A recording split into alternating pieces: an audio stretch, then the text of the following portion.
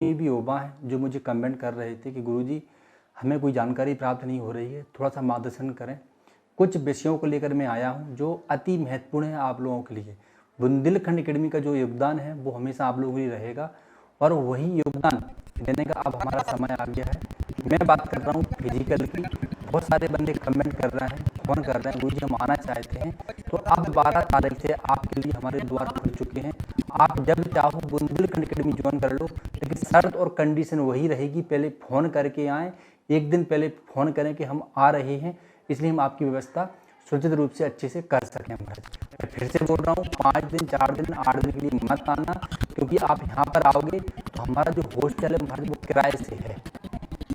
जैसे ही आप उसमें कदम रखोगे मकान मालिक हमसे पैसा मांगने लगते हैं। तो अगर यहाँ पर आओ तो पूर्णतः तैयारी के साथ आओ और पूरे जोश के साथ आओ। तो मुझे इस बार एक्सीडेंट मानना है, मुझे भर्ती होना है और मैं टाइम को लेकर किसी प्रकार से चिंतित ना रहूं। मेरा टाइम मेरे पॉकेट में हो। तो अगर ऐसा सोच के आओगे तो उतनी ही जिम्मेदारी से हम आपके साथ कार्य करेंगे और आपके फिजिकल निकलवाने में पूरी सहायता करेंगे और निकली जाएगा, ये तो मैं गारंटी देता हूँ। अगर यहाँ पर आ गए, यहाँ के ग्राउंड में अगर आपने कदम रख लिया तो आपका फिजिकल सुनिश्चित निकलना है। लेकिन मैं एमपी के युवाओं से चर्चा करूँगा महाराज। अगर आप भर्ती वास्तव में देख रहे हो दिल से और भर्ती होना चाहते हो तो आपको बहुत जल्दी आने की आवश्यकता है, क्योंकि आपका समय बहुत कम देते हैं मध्य प्रदेश के युवा के लिए। तो जितनी भी युवा हैं जो यहाँ पर आना चाहते हैं फिजिकल के लिए और साथ में साक्षात्कार की भी तैयारी करना चाहते हो तो आप बिल्कुल आ सकते हो महाराज। अब आपका यहाँ पर बहुत बहुत स्वागत है।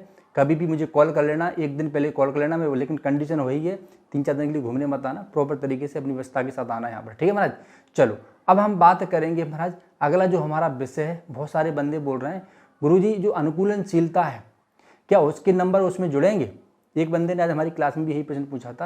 आप लोगों को बता देना चाहता हूँ महाराज कि जो अनुकूलनशीलता के नंबर हैं वो आपकी भर्ती के जो मुख्य नंबर हैं, यानी कि जो आपकी मेरिट बनती है, किससे बनती है मेरिट भैया? साक्षात्कार के 100 नंबर से और धर्मशास्त्र के 100 नंबर से, यानी कि 100 नंबर से आपकी मेरिट बनती है। तो भैया जितने नंबर इसमें अच्छे लाओगे उतनी अच्छी आपकी मेरिट जाएगी, संभावना होगी भर्ती होने की। अनुकूलनशीलता तो खाली परीक्षण मात्र है, उसके कोई नंबर नहीं जुड़ने वाले।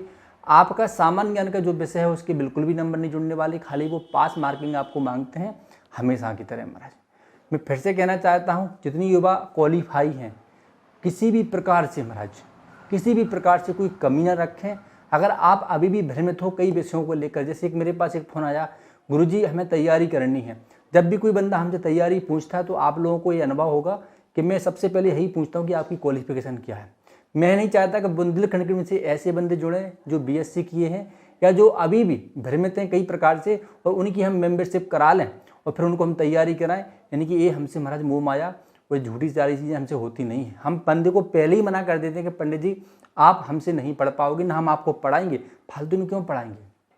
कई बंदे ऐसे हैं महाराज जिन्होंने भर्ती से निराश होकर या भर्ती की अधूरी जानकारी लेकर एमए कर रहे हैं। पहले उन्होंने हिंदी से एमए किया, फिर संस्कृत से एमए कर रहे हैं। वो हमसे बोला मुझे तैयारी करनी, हमारे पास डिप्लोमा है। तो मैंने उससे पूछा भाई तेरी क्वालिफिकेशन क्या है? बोले हम एमए कर रहे हैं। बताइए महाराज, 2 साल वो बर्बाद हो गए, 2 साल ये बर्बाद हो गए। अब मैंने उसको सलाह दे दी कि तू एमए एचआर कर लिया, वो एमए एचआर करेगा महाराज। तो कहते हैं कि बुंदेलखंड की जितनी भी वीडियो हैं कितने महत्वपूर्ण हैं ये आप समझ सकते हो, आपका कितना समय बचा सकते हैं। कई बंदे ऐसे हैं जो हमसे 10 दिन 15 दिन पहले जुड़े हैं यूट्यूब के माध्यम से, या फिर वो यूट्यूब पर जुड़े हो गए हैं कुछ समय पहले। तो वो अजीब टाइप की मुझसे बातें करते हैं, मुझे अजीब टाइप का लगता है। काश ये हमारी वीडियो बहुत पहले देख लेते तो आज सजग हो जाते हैं महाराज। चलो तो ये हो गई महाराज इसकी बात। अब हम बात करेंगे साक्षात्कार की। बहुत सारे बंदे अभी भी कन्फ्यूज हैं, असमंजस में है कि हम क्या करें, साक्षात्कार की तैयारी कैसे करें, हम दौड़ पास होंगे कि नहीं होंगे, मेडिकल होंगे कि नहीं होंगे। भैया निष्काम भाव, जो व्यक्ति निष्काम मार्ग पर चलता है उसी को वास्तव में सफलता मिलती है।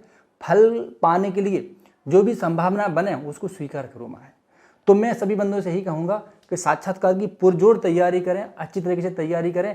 पिछले जो प्रश्न पूछे गए थे सभी प्रश्न हमारे पास हैं और हमारी जो डेली क्लास चलती है प्रतिदिन उसमें हम वो प्रश्न की पीडीएफ भी डालते, उन्हीं विषयों पर चर्चा भी करते। वो जो हमारा तरीका है उसको हम फॉलो करते हैं और बंदों को जोड़ के रखते हैं, इससे उनकी जो तैयारी वो बेहतर हो देना।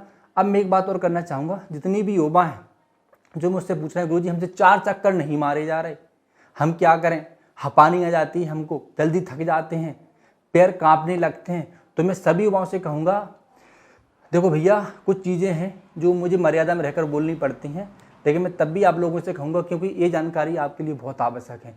जितनी भी युवा हैं पहले तो अच्छी डाइट की प्लानिंग करें, अच्छी डाइट लें, इसके बाद ग्राउंड में हम जाएं तो वहाँ की भी आपकी प्लानिंग होना चाहिए कि आज मुझे किस चीज़ पर काम करना है, आज मुझे स्पीड पर काम करना है या फिर मुझे स्पीड से दौड़ने के लिए किस प्रकार से कदम रखना है उस पर मुझे काम करना है, या फिर आज मुझे लेग की एक्सरसाइज करनी है, या फिर आज मुझे कौन सा वर्कआउट करना है। तो पहले से अभी प्लानिंग होना चाहिए, ये नहीं कुछ भी। अगर आपकी सारी चीज़ें अच्छी हैं, फिटनेस बहुत अच्छी है, तो आप सिर्फ स्पीड पे काम करना, इसके बाद कुछ भी काम नहीं करना। अगर आपका वेट बहुत ज़्यादा है तो आप लॉन्ग रनिंग पर काम करना। मैं साफ साफ बता देता हूँ महाराज, अगर आपकी फिटनेस बहुत अच्छी है और आप तेज़ नहीं दौड़ पा रहे हो तो महाराज फिर आप रेस्ट पे काम करना, डाइट पे काम करना, मालिश पे काम करना कि मेरी मांसपेशियाँ मजबूत कैसी हों, मांसपेशियों की जो थकान है वो दूर कैसे हो, इस पर काम करना है। कई बंदे ऐसे हैं जो मीडियम है, वेट बहुत कम है, ठीक है, स्थिति अच्छी है शरीर की, लेकिन वो दौड़ नहीं पाते, थक जाते हैं। उसका कारण क्या है?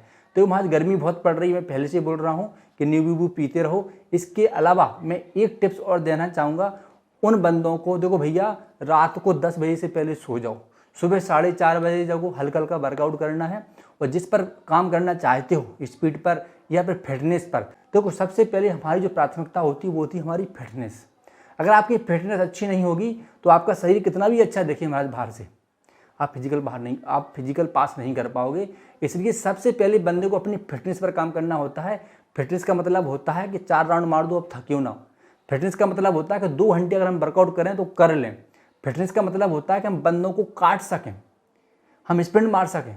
फिटनेस का मतलब होता है कि थकान बिल्कुल शून्य हो जाए, उस शरीर में ताजगी रहे, इसको बोलते हैं फिटनेस। अगर आपकी ऐसी स्थिति नहीं है तो आपको फिटनेस पर काम करना होगा। अच्छा, उसके लिए क्या करना पड़ेगा? तो इसके लिए हम क्या कर सकते हैं महाराज, इसके लिए हम ये काम कर सकते हैं, अगर हमें फिटनेस अच्छी बनाना है तो पहले हल्की हल्की रनिंग करो, 8 से 10 राउंड, बिल्कुल नॉर्मल। इसके बाद वर्कआउट करो, फिर घर जाते समय उसके पहले 1-2 राउंड फिर मार लो, फिर बीच में हल्का सा कुछ खा लो, कुछ थोड़ा सा पानी पी लो, मुँह धो लो महाराज, फिर हल्के हल्के फिर से हमें वर्कआउट करना है, अभ्यास करना है। आपको वीडियो दिख रहा होगा। अगर आप इस प्रकार से तैयारी करना चाहते हो प्रोफेशनल तरीके से कि मैं कोई रिस्क नहीं उठाना चाहता, तो बुंदेलखंड अकेडमी में आ जाओ और यहाँ पर हम आपकी बेहतर तैयारी कराएंगे। हम ज़्यादा इंटरव्यू बंदों के नहीं बना पाते, लेकिन मैं इतना कह सकता हूँ जो बंदा यहाँ पर आया वो फिजिकल में फेल नहीं होता है। अच्छे महाराज बंदे, यानी कि ऐसे बंदे जो बिल्कुल शून्य थे, उनको भी हमने स्प्रिंट करवा दिया है भर्तियों में। तो अगर आप चाहते हो कि मैं बहुत बेहतर तरीके से, प्रोफेशनल तरीके से अगर तैयारी करूं, मेरा साक्षात्कार बहुत अच्छा है, मेरा मेडिकल बहुत अच्छा है और मेरी सब कुछ बहुत बढ़िया है, लेकिन मेरी दौड़ नहीं हो पा रही है, तो बुंदेलखंड अकेडमी से अच्छा ऑप्शन आपके पास कोई है ही नहीं।